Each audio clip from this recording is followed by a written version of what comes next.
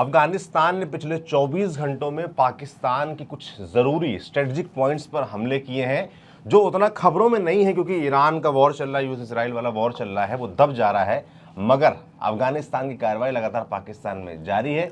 इस बीच खबर ये भी है कि चाइना कोशिश कर रहा है कि किस तरीके से अफगानिस्तान और पाकिस्तान की जो वॉर चल रहा है वो खत्म हो जाए।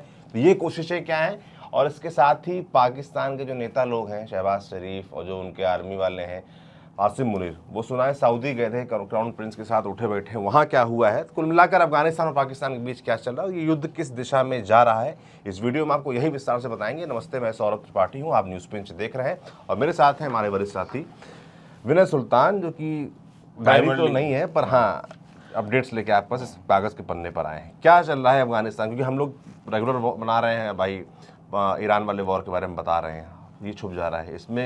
ये दब जा रहा है क्योंकि वहाँ पे बहुत बड़ी तादाद में जो है सारी चीज़ें डिप्लॉयड हैं वहाँ पे, और दुनिया का सब भर का इंटरेस्ट जो है वो ईरान और इजराइल में है अभी बनिस्बत अफगानिस्तान और पाकिस्तान में। लेकिन भारतीय होने की वजह से हम बहुत क्लोजली थोड़ा सा मॉनिटर कर रहे हैं अफगानिस्तान पाकिस्तान में जो सिचुएशंस हो रही हैं, वो उसमें हमारे लिए भी कई सारे सबक हैं, कई तरीके की रणनीति हम उसके आधार पर भी बनाते हैं, तो हम बहुत क्लोजली मॉनिटर कर रहे हैं। अभी का जो एग्रेशन शुरुआत हुआ था उसका हुआ था 11 और 12 मार्च की दरमियानी रात थी। उसमें पीएफ ने, जो पाकिस्तान एयरफोर्स है, उसने स्ट्राइक्स की हैं काबुल में और कंधार में। तो काबुल में जहाँ जहाँ स्ट्राइक हुई है मैं आपको उसकी डिटेल बता देता हूँ। ब्रिगेड 313 जो है काबुल में स्टेशन है, उसके ऊपर हमला हुआ है, उससे जुड़ी हुई फैसिलिटी के। इसके अलावा एमओ डिपो है पुले चरखी में काबुल में, उसको मतलब एम्यूनेशन डिपो है, उसको हिट किया गया था पीएफ की तरफ से। और इसमें इन जो पीएफ की जो स्ट्राइक थी उसके अंदर 4 सिविलियन मारे गए हैं, इसकी कंफर्मेशन हो चुकी है। यूएन ने खुद कंफर्म कर दिया, जिसमें से एक बच्चा और एक महिला जो है वो भी शामिल है। तो सिविलियन भी इस पाकिस्तानी एयर रेड में मरे थे। इसके अलावा कंधार में इन लोगों ने अटैक किया था, वो अटैक किया था काम एयर फ्यूल डिपो है वहाँ पे कंधार एयरपोर्ट के पास में, उसको इन्होंने टारगेट किया था। और इसमें 1500 टन एविएशन फ्यूल जो है उसके जल के खाक हो जाने की बात कही जा रही है। इसके अलावा तराऊ में एक ट्रेनिंग कैंप है, उसको भी पीएफ ने हिट किया था।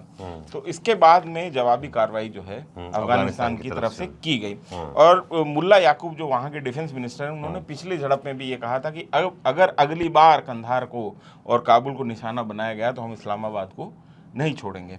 और उन्होंने इसका पिछली बार ही ये जो है एक झलक उन्होंने दिखा दी थी, जब उन्होंने चकलाला बेस जो है रावलपिंडी का, उसको हिट किया था। और उसके बाद में जो चकलाला एयरबेस है उसको हिट करूँ। रावलपिंडी इस्लामाबाद बिल्कुल करीब करीब की जगह है। पहले पाकिस्तान की राजधानी वैसे कराची होती थी, कराची से इस्लामाबाद शिफ्ट करने की यही वजह थी कि आर्मी के डायरेक्ट कंट्रोल में हो, पॉलिटिकल लीडरशिप बहुत दूर ना हो।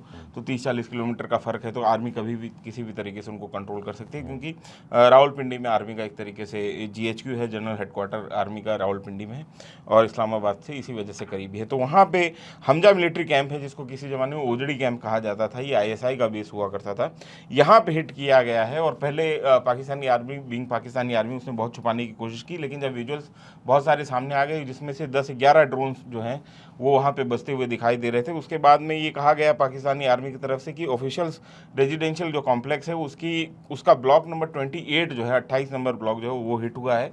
और उन्होंने 4 लोगों की जो है इंजर होने की, 4 लोगों के घायल होने की इसमें बात कबूली है, लेकिन उन्होंने उसके आगे कोई डिटेल नहीं दी है। तो आप ये समझिए कि ISI का जो रेजिडेंशियल क्वार्टर्स हैं, जिसमें ISI के ऑफिसर्स रहते हैं, उसको जाके अफगानों ने हिट किया है। बिल्कुल। और ये जगह जो पड़ती है ओजड़ी कैंप, ये बिल्कुल रावलपिंडी और इस्लामाबाद की सीमा पे पड़ती है, बहुत स्ट्रेटेजिकली लोकेटेड है। इसके अलावा लकी मरवत में एक IED ब्लास्ट किया गया था, हालांकि अफगानों के द्वारा नहीं किया गया है, ये किया गया है वहाँ पे बलूच जो रिपब्लिकन गार्ड हैं, बलूच मतलब मिलिशिया है, बलूच इंसर्जेंट्स हैं, उनकी तरफ से इसमें एक पुलिस वैन को जो है निशाना बनाया गया। ये कल ही की बात है, और उन्होंने निशाना बना के 7 लोगों को वहाँ पे इस हमले में IED ब्लास्ट में मरे हैं। बिल्कुल उनकी पुलिस वालों गाड़ी जा रही थी, उसको ताक बांध के उन्होंने IED ब्लास्ट किया। 7 लोग इसमें मारे गए, जिसमें एक SHO भी शामिल है। इससे पहले जब अफगानों ने अपनी जवाबी कार्रवाई की शुरुआत जो है वो कोहाट से की थी। कोहाट बहुत इंपॉर्टेंट है पाकिस्तान के लिए स्ट्रेटेजिकली, पूरी डोरेंट लाइन में। कोहाट में PAF का बेस है, पाकिस्तान एयरफोर्स का बेस है। इसके अलावा 9th जो उनकी इन्फेंट्री डिवीज़न है वो भी वहाँ पे स्टेशन है। वहाँ पे जो पाकिस्तान मिलिट्री एकेडमी, जैसे IMA है अपने यहाँ पे देहरादून में, उसी तरीके के पाकिस्तान मिलिट्री एकेडमी कोहाट में है, और यहाँ से तमाम सर ट्रेन होके जाते हैं। और यहाँ पे हिट किया गया, 3 हिट यहाँ पे कहा जा रहा किए गए हैं। उसमें से एक हिट जो है वहाँ पे अफसर मेस जो है कोहाट में, उसको लगाया जो अफसर मेस होती है। उसके अलावा कोहाट फोर्ट है, जो कि कोहाट किला जिसको कहा जाता है, ये मिलिट्री किला है जहाँ पे मिलिट्री ने इस फोर्ट को जो है ऑक्यूपाई कर रखा था, हाइट पे है, और इसको भी हिट किया गया है अफगानिस्तान की तरफ से। और अफगानिस्तान ने तमाम तरीके के सबूत दिए हैं। उसमें कई जगहों पे उन्होंने ये दिखाया है कि किस तरीके से वो पाकिस्तान की जो मिलिट्री पोस्ट हैं उसके ऊपर कब्जा कर रहे हैं। और अब मुल्ला याकूब का जो है बयान आ रहा है कि पाकिस्तानी पोस्ट पे उन्होंने कब्जा कर लिया है, एक और पाकिस्तानी पोस्ट जिसमें 14 पाकिस्तानी सैनिक मारे गए हैं, और उन्होंने टैंक और मिलिट्री के जो और दूसरे व्हीकल्स हैं उनको भी तबाह कर दिया है। और इस बीच में एक और दिलचस्प खबर आ रही है पाकिस्तान से, बलूच रिपब्लिकन गार्ड की तरफ से ही, कि कासमोर में जो पाइपलाइन है जो सिंध मतलब कराची को खासतौर पर जो है, सुई गैस प्लांट एक बलूचिस्तान में एक जगह पड़ती है सुई, और वहाँ से गैस जो है तमाम निकलती है, जो कि और पाकिस्तान में 1955-56 से जब हमारे यहाँ पे पाइपलाइन की जो गैस है वो अभी आना शुरू हुई है, पाकिस्तान में सुई प्लांट की वजह से 1955-56 से ही पाइप्ड गैस जो है घर घर में जो है, वहाँ पे बहुत सिलेंडर के आपको सिस्टम नहीं दिखाई देंगे, घर घर में पाइप्ड गैस है। और वो कराची में खासतौर पे, तो कराची जाने वाली जो पाइपलाइन थी उसको भी इन लोगों ने तोड़ दिया। वो उस समय जिस समय ईरान का भी संकट चल रहा है, फ्यूल का संकट चल रहा है, और पाकिस्तान उससे बुरी तरीके से जख्मी है। मतलब पाकिस्तान के लिए बहुत संकट खड़ा हो गया है कि वो इसमें किस तरीके से अपना काम निकालें, तो वैसी स्थिति है। तो ये अभी हो गया एक दूसरे के खिलाफ जो कार्रवाई है। अब थोड़ा सा जो आप बता रहे थे कि चाइना की तरफ से कुछ प्रयास हुए हैं चाइना की तरफ से पाकिस्तान को रोकने के लिए, क्योंकि अफगानिस्तान जो अभी ड्रोन्स जो इस्तेमाल कर रहा है, हालांकि वो मिलिट्री ग्रेड ड्रोन नहीं है, उनको मॉडिफाई किया गया है ठीक उसी तरीके से जैसे शाहिद 136 ड्रोन है, एक 2 स्ट्रोक का इंजन लगा के ये ड्रोन्स बहुत चल रहे हैं। तो अफगानिस्तान ने भी उसको मॉडिफाई किया, खुद मॉडिफाई किया और बनाया है। अब चाइना की तरफ से उनको कोई मिलिट्री ग्रेड ड्रोन नहीं दिया गया है पाकिस्तान के खिलाफ, लेकिन जो ड्रोन मार्केट में सबसे ज़्यादा अवेलेबल चाइनीज़ ही हैं, तो उन्होंने जैसे तैसे ओपन मार्केट से खरीद के उनको मॉडिफाई करके और उनको मिलिट्री ग्रेड बनाने की कोशिश की और जुगाड़ किया है, और वो ठीक ठाक वो हिट कर रहे हैं। तो और चाइना के बहुत इंटरेस्ट हैं अफगानिस्तान में भी और पाकिस्तान में भी, तो उन्होंने कोशिश की थी कि ये दोनों देशों के बीच में किसी तरीके से सुलह समझौता हो जाए और बातचीत हो जाए। लेकिन यहाँ पे समझने वाली ये बात है कि अफगानिस्तान और पाकिस्तान के बीच में सुलह की स्थिति बनती नहीं है। आपको याद होगा कि ऑपरेशन सिंदूर के बाद में आसिम मुनीर को पहली बार ट्रंप ने, दुनिया में ऐसा हुआ, मतलब अमेरिका के इतिहास में ऐसा हुआ कि किसी अमेरिकी राष्ट्रपति ने किसी सेना अध्यक्ष को बुला के व्हाइट हाउस में बाकायदा लंच दिया। और जैसा कि अंग्रेजी में कहावत है कि no lunch is a free lunch, है ना, तो वो अब आसिम मुनीर के साथ में हो रहा है, क्योंकि आसिम मुनीर उस समय वहाँ पे ये कमिट करके आए थे कि वो बागराम जो एयर बेस है जो कि अमेरिका का बनाया है, बेसिकली सोवियत्स ने बनाया था अफगान वॉर के दौरान, उसके बाद में अमेरिका ने उसको ऑक्यूपाई किया और उसमें बहुत सारी चीज़ें उन्होंने ऐड की, उनका ठीक ठाक इंफ्रास्ट्रक्चर वहाँ पर खड़ा किया, उनका बहुत पैसा उसमें लगा हुआ है। तो अमेरिकन ने ये कोशिश की थी कि वो बागराम एयरबेस किसी भी तरीके से वापस ले लें, क्योंकि अमेरिका को अभी बागराम एयरबेस की इतनी ज़रूरत महसूस हो रही ईरान कैंपेन में, क्योंकि उनके पास में ऐसा कोई एयरबेस नहीं बचा हुआ है जो कि हिट से बाहर हो ईरान के और वहाँ से वो ऑपरेट कर सकें। तो उनको बड़ी दिक्कत हो रही है। उनके जो शिप कैरियर हैं वो भी, उनको भी उन्होंने दूर में भेजा हुआ है, क्योंकि शिप कैरियर का नुकसान बड़ा नुकसान है जिसको वो झेल नहीं पाएंगे, और अब ईरान लगातार उनको टारगेट कर भी रहा है। तो वैसे में उनको बागराम एयरबेस की ज़रूरत बहुत ज़्यादा महसूस हो रही थी, और उस समय भी ट्रंप के साथ में उनकी ये बातचीत हुई कि वो उनको बागराम एयरबेस देंगे। इसके अलावा उन्होंने ये भी कहा था कि वो गाज़ा में अपनी फ़ौज भेजेंगे, मतलब फौज जो पीस कीपिंग फोर्स है, जो गाजा पीस अकॉर्ड होने वाला था उसमें इन्होंने कमिट किया था कि हम भेजेंगे। लेकिन अब स्थिति यहाँ पे ये बन रही है वो दोनों काम नहीं कर पा रहे हैं, क्योंकि जो वहाँ पे मूड रिपोर्ट आ रही, जो वहाँ के अफसर पाकिस्तानी आर्मी के हैं, वो इस तरीके गाजा में किसी भी तरीके से इजराइल की तरफ से जाके और गाजा में और खड़े होना इसके लिए खिलाफ है। वहाँ पे जो वहाँ की फ़ौज का सेंटिमेंट है वो उसके पक्ष में नहीं, तो आसिम मुनीर उससे करते हुए बच रहे हैं। दूसरी चीज़ उन्होंने ये भी कमिट किया था ट्रंप को, जो हमारे पास में इंटेलिजेंस सोर्सेज से जो रिपोर्ट आई कि अगर वहाँ पे हमको बागराम एयरबेस नहीं दिया अफगानिस्तान ने, तो हम वहाँ पे रिजीम चेंज करवा के ये एयरबेस आपको सौंप देंगे। बड़े बड़े दावे कर रहे थे तो सारे वादे वो कुछ पा नहीं रहा है। तो ये दिक्कत अब उनके सामने आ गई है, और इस वजह से अमेरिका और अभी पाकिस्तान की स्थिति वो जो है वो भी बहुत खटास में। तो चाइना कितनी भी कोशिश कर ले कि वो पाकिस्तान और अफगानिस्तान के बीच में सुलह करवाने की कोशिश की, पहले कतर ने भी की थी, उसके बाद तुर्की ने भी की थी, और अब चाइना भी कर रहा है, लेकिन वो सुलह होने वाली नहीं है। और ये सऊदी अरब में क्या मीटिंग चल रही है?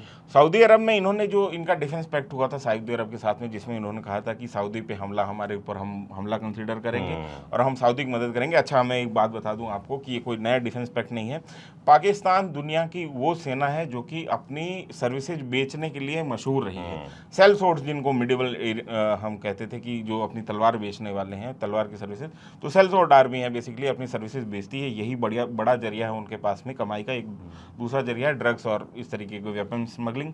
तो वो सऊदी को लगातार जो है इस तरीके की सर्विसेज बेचते आए हैं। सऊदी के जितने इंपॉर्टेंट एसेट हैं डिफेंस के, वहाँ पे आपको ऑफिसर जो है आर्मी का, जो सऊदी आर्मी का मिलेगा, लेकिन जो फुट सोल्जर हैं वो पाकिस्तानी आपको मिलेंगे।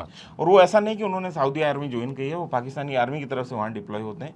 उनको तनख्वाह कुछ बढ़ा के दे दी जाती है, बाकी पैसा जो है वो पाकिस्तानी आर्मी के खाते में जाता है। तो ये व्यवस्था पिछले 40 साल से है और लगातार होती रही है। तो उन्होंने ये कोशिश किया था कि वो सऊदी के साथ किसी तरीके का इस तरीके का डिफेंस पैक्ट कर लेंगे, उनकी सर्विसेज जो हैं और ज़्यादा बढ़ जाए, उनके पास में कुछ पैसा आना शुरू हो।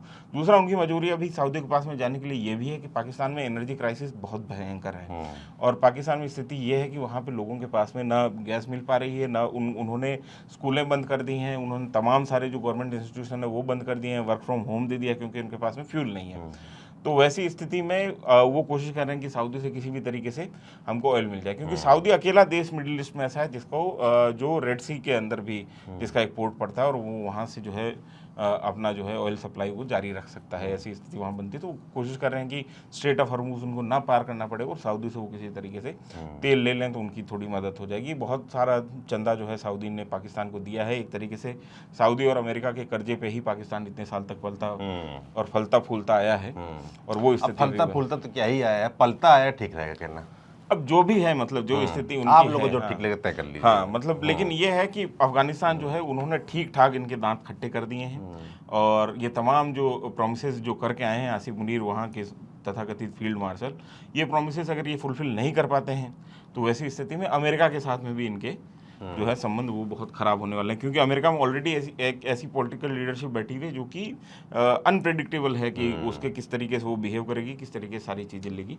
तो ये स्थिति अभी फिलहाल अफगानिस्तान पाकिस्तान में बनी हुई है। बिल्कुल। तो ईरान वॉर में क्या चल रहा है वो तो हम आपको बता ही रहे हैं। इस बीच इसमें कुछ अपडेट्स आए थे अफगानिस्तान और पाकिस्तान के लिए, और भारतीय होने के नाते क्योंकि हमारे पड़ोसी मुल्क हैं दोनों, तो उस लिहाज से जरूरी और है हमको बड़े टेंशन है कि पाकिस्तान और अफगानिस्तान के बीच में शांति रहनी चाहिए। हमारा मन में हमको ऐसा लगता है कि इसलिए आप तक इस तरह की भाई विनय सुल्तान नजर रहती, चाहे देश चाहे दुनिया, कहीं भी कुछ हंगामा मचा हो, मारकाट चल रही हो, तो इस पर उनकी विशेष नज़र रहती है और ये इसे लिख के लाते हैं और आप तक रिफाइन तरीके से पहुंचाते रहते हैं। ये प्रैक्टिस हमारी जारी रहेगी। आपको ये प्रैक्टिस कैसी लगती, कमेंट बॉक्स में लिखकर ज़रूर बताएं। बाकी न्यूज़ पिंच देखते रहें। मैं सौरभ त्रिपाठी हूँ, हमारे साथी विनय सुल्तान कैमरे के पीछे अब हैं। शुक्रिया।